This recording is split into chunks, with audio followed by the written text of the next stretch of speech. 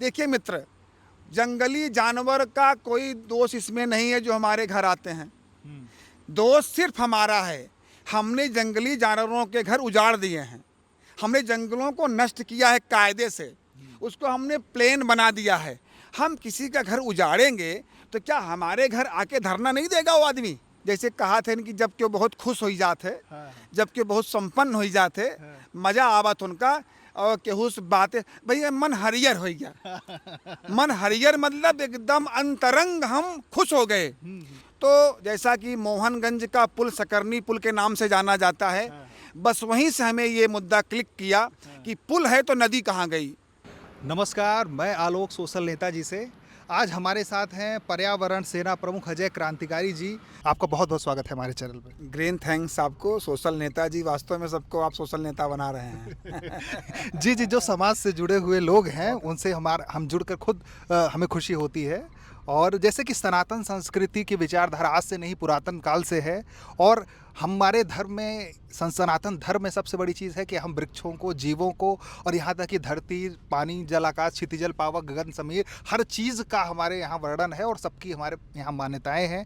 एक धार्मिक दृष्टिकोण से भी हम इन सारी चीज़ों को देखते हैं। तो सनातन संस्कृति को आप पर्यावरण से जोड़ करके आप अब आज के परिवेश में कैसे देखते हैं?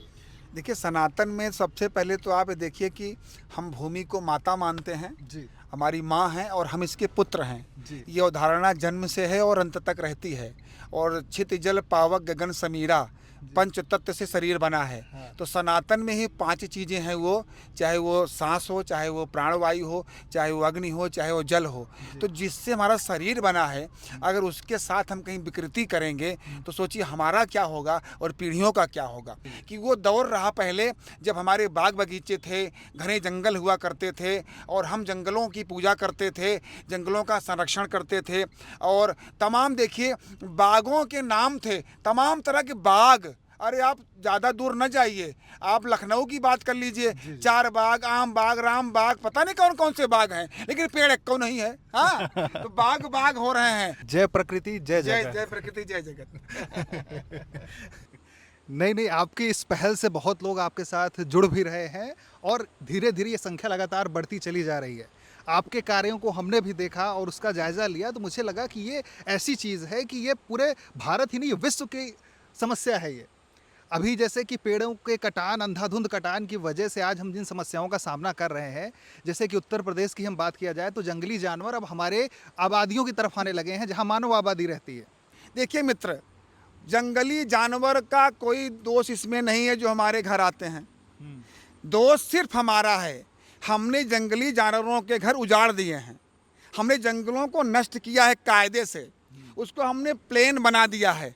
हम किसी का घर उजाड़ेंगे तो क्या हमारे घर आके धरना नहीं देगा वो आदमी? अब आप देखिए यहाँ पर मधुमक्खी के छत्ते लगे हैं। हमें कोई बता दे कि ये कोई एक मधुमक्खी हमको डिस्टर्ब कर रही है, नहीं कर रही है, क्योंकि हमने उसको सम्मान दिया।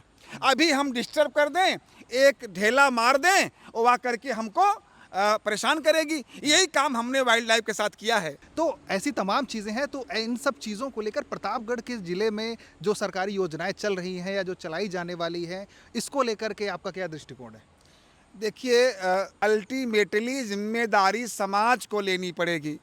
हम सरकार कहती है कि हम पेड़ हर साल, माननीय मुख्यमंत्री जी की प्रेरणा से लगातार लगभग 5-7 सालों से जनपद नहीं पूरे प्रदेश में 35 करोड़ वृक्षारोपण हो रहा है। लेकिन आज वही पेड़ लगाने वाले ही पूछते हैं पेड़ कहाँ है। ये दुर्भाग्य है, ये बहुत बड़ी समस्या है। तो सरकार पेड़ लगवा सकती है, सरकार पेड़ बंटवा सकती है, सरकार पेड़ दे सकती है, लेकिन सरकार इतने पेड़ों को सुरक्षित नहीं कर सकती। मैं सरकार को डिफेंस नहीं कर रहा हूँ, लेकिन समाज को जगाने का काम कर रहा हूँ। हर व्यक्ति को, जन जन को पेड़ लगाने के लिए, पेड़ों को बचाने के लिए स्वयं आगे आना होगा। क्यों? क्योंकि सांस हमारी है। हमारी सांस सरकार बचाए, हम सरकार के भरोसे अपनी सांस को गायब होने दें, ये तो लगता है कि मानवता नहीं है। अभी जहां हम लोग खड़े हैं, ये गजेहड़ा का जंगल है। ये गजेहड़ा का जंगल आप देख रहे हैं, इतना बड़ा एरिया इसका है, लगभग 500 बीघे से अधिक का क्षेत्रफल है। और इस पर जो है विकास की नज़र ना पड़े और हरियाली के दुश्मनों की कहीं इसमें उनको ना मौका मिले, इसलिए पर्यावरण सेना पूरी तरह अलर्ट है। हम लोग एक एक पेड़ पर नज़र रखे हैं और जंगल दोस्त बना करके हम जंगलों की सुरक्षा का प्रयास कर रहे हैं। अच्छा, आपका जो तौर तरीका है पर्यावरण को लोगों के बीच पहुंचाने का, जैसे कि आपका प्रणाम भी करते हैं तो आप हरित प्रणाम करते हैं, और लोगों के बीच में हरित विवाह कराने की भी आपकी जो योजना है, कार्यशैली है, लोगों तक पहुंचती है। इसको आप एक विशेष अनूठे रूप में पहुंचाते हैं, इसके बारे में आप कुछ बताना चाहें? देखिए, मुझे लगता है कि हरित चीज़ें, मैं अपनी अवधी भाषा में एक चीज़ कोड करूँगा, जैसे कहा थे कि जब क्यों बहुत खुश हो जाते, हाँ, जब क्यों बहुत संपन्न हो जाते, मज़ा आवत उनका, और केहू से बातें, भैया मन हरियर हो गया। मन हरियर मतलब एकदम अंतरंग हम खुश हो गए। तो हरित चीज़ें, हरियाली, हरित प्रणाम का हरित हमारा जो अवधारणा है, इसका मतलब है एक पूरी तरह से सकारात्मक इवेंट हमारा है कि अब कुछ बचा नहीं है, और धरती भी हरित होगी, धरती पर हरियाली होगी तो ना तो कहीं कोई चिंता होगी, ना कहीं कोई दुख होगा, ना अपराध होगा। हम अपराध को भी मानते हैं। अगर आज अपराध धरती पर बढ़ रहा है, अगर प्रतापगढ़ की बात करें तो अपराध बढ़ने में ग्लोबल वार्मिंग का पूरा हाथ है, और जिसके जिम्मेदार हम हैं। मैं सिद्ध करता हूँ, अगर हरियाली होती तो मन हरित होता, मन प्रसन्न होता, तो हम गलत दिशा की ओर न जाते। इसलिए सिद्ध होता है कि धरती पर हरियाली रहेगी तो खुशी जीवन, सुखी जीवन रहेगा। तो हरित प्रणाम, हरित आशीर्वाद, हरित विवाह, हरित हाल चाल सब लेते हैं। मेरा मानना है कि पूरी तरह से हरियाली हो, हम दिखने में कुछ और हों, करने में कुछ और हों, डबल रोल धरती के साथ, प्रकृति के साथ नहीं चलेगा। इसलिए टोटली ग्रीन, फुल ग्रीन, ये मेरा अभियान है। अभी आप सबसे बड़ा चर्चित मामला है कि प्रतापगढ़ में विलुप्त हो रही सकरनी नदी को आपने संवारा है। देखिए, सकरनी नदी तो किसी रूप का अपभ्रंश लगता है मुझे, सकरनी, जबकि उसका मूल रूप में संकट हरणी। और संकट हरणी, जैसा कि विक्रमपुर गांव में ही, बगल में ही एक संकट हरणी माता का मंदिर है, और संकट हरणी का आशय यहाँ से है कि जो हमें भोजन, पानी और सांस दे, ऐसी माँ संकट हरणी है। जिसमें एक नदी है, और नदी को संकट हरणी क्योंकि बड़ा शब्द है, ना कहते कहते लोगों ने सकरनी कहना शुरू कर दिया। सकरनी नदी नेवाड़ी मांधाता से होकर के माँ संकट हरणी धाम सुखपाल नगर होते हुए पांचों सिद्ध के आसपास खत्म होती है। तो इस पूरे क्षेत्र का दायरा लगभग 27 किलोमीटर के आसपास आता है, और इतनी दूरी तक के लिए एक संपूर्ण सभी चीज़ों को संचालित करते हुए, लोगों को जागरूक करते हुए, सरकार का भी साथ लेते हुए अजय क्रांतिकारी जी के द्वारा प्रयास किया गया, और आज के समय में उसका जीर्णोद्धार हो चुका है। आपने सरकार के साथ मिल करके एक ऐसी योजना, कार्य योजना डेवलप की है जिससे उसका उद्धार हो चुका है, और इसमें कहा जाता है कि मनरेगा के थ्रू बहुत सारे लोगों को रोजगार भी मिला है। तो इसको लेकर के आप हमारे दर्शकों को कुछ बताना चाहें? देखिए, सकरनी नदी हमारे जनपद में सई नदी की सहायक नदी है। अल्टीमेटली अंततः सारी नदियां गंगा में जाके मिल जाती हैं। तो जैसा कि मोहनगंज का पुल सकरनी पुल के नाम से जाना जाता है, बस वहीं से हमें ये मुद्दा क्लिक किया कि पुल है तो नदी कहाँ गई। पुल हम बनाते हैं नदी पार करने के लिए, पानी नहीं तो बंद हटा दो पुल को ना भाई। तो हम खोजते खोजते उस नदी के अस्तित्व तक पहुँचे, और समाज ने कहा कि नदी हमने सुना है लेकिन देखा नहीं है।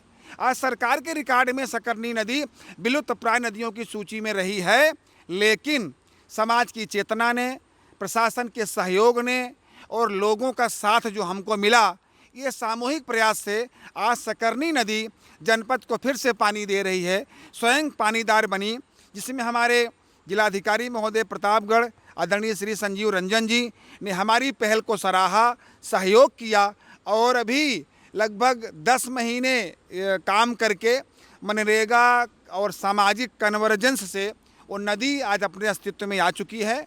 लोग उससे राहत पा रहे हैं और खेती बाड़ी भी कर रहे हैं, और सबको भूजल मिलने लगा, मतलब ग्राउंड वाटर रिचार्ज हुआ हमारा।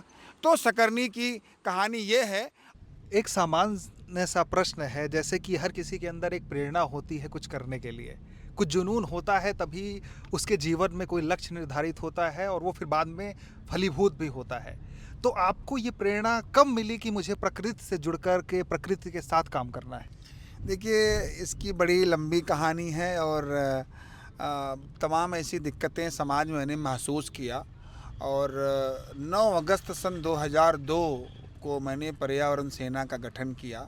मुझे लगा कि धरती पर तमाम तरह की सेनाएं हैं जो सुरक्षा करती हैं देश की, वो तो कोई बात नहीं, वो तो राष्ट्र के लिए हैं, लेकिन तमाम तरह के पॉलिटिकल सेनाएं बनी हैं जो धर्म के माध्यम और किसी माध्यम से समाज को बांटने का काम करती हैं, यही जातिवादी मानसिकता लोगों में हावी। मुझे लगा कि हमें इस देश को, समाज को, प्रकृति को जोड़ने वाली सेना चाहिए और हमने पर्यावरण सेना का गठन किया। और हमें लगा कि हर कोई इस धरती पर सांस लेने वाला व्यक्ति सिपाही है धरती का, प्रकृति का, और सैनिक है जो अपनी नज़र रखेगा और किसी भी दशा में कहीं भी पर्यावरण का क्षरण ना हो, हरण ना हो, और लोग नज़र रखें और अपनी धरती को, अपने पर्यावरण को बचाएं। तब से पर्यावरण सेना चल चुकी और इसकी तमाम कहानी है, तमाम घटनाएं हैं जीवन में जो चेंज लाई हैं। तो कहीं से इस तरह से हमें प्रेरणा मिली और हमने इस गठन किया इसका। हमारी भी इच्छा है कि आपका ये कारवां ऐसे ही आगे बढ़ता रहे और हमारा जिला भी, साथ साथ हमारा राज्य और हमारा देश भी आपके मार्गदर्शन में, जितनी भी आपका दायरा होगा, सब लोग इससे लाभान्वित होते रहें और पर्यावरण से जुड़े, तभी जीवन में एक सार्थकता सिद्ध होगी। अदरवाइज़ आजकल की जो हमारा प्राकृतिक तबका है, नेचर है, वो हमसे दूर होता चला जा रहा है और जिसके साइड इफ़ेक्ट हमारे जीवन में आने लगे। बहुत बहुत ग्रीन थैंक्स। धन्यवाद।